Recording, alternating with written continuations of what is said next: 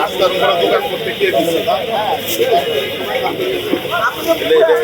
রাস্তা ব্লক করে যদি আপনার দোকান করে। আমরা এখানে টঙ্গীতে আছি এবং বিভিন্ন পয়েন্টে আমরা যাব।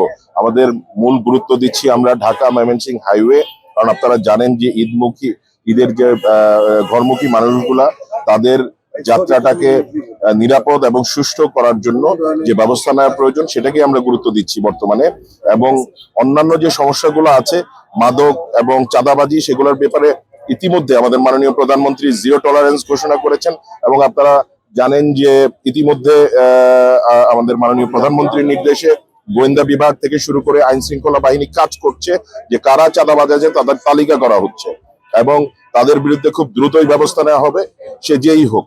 আর আমাদের এই ফুটপাতে যত্রতত্র যেখানে আমাদের দোকানপাট গুলা করেছে, অবৈধ ব্যবসা আছে, সেগুলো এখান থেকে খুব শিগগিরই সরে যাওয়ার জন্য আমরা আজকে এই মাঠে নেমেছি এবং কাজ করছি এবং খুব দ্রুত প্রশাসন ব্যবস্থা নিবে, এগুলো এনফোর্স করে এগুলোকে সরিয়ে দেওয়া হবে।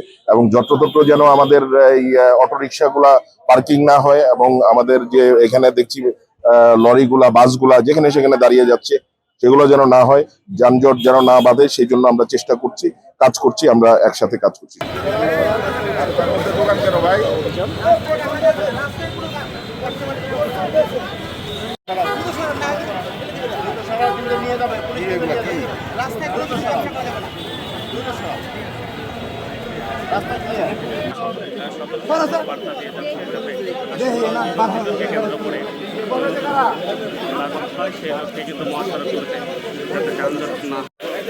রাস্তার উপরে দোকান করতে গিয়ে রাস্তা ব্লক করে যদি আপনার দোকান করে।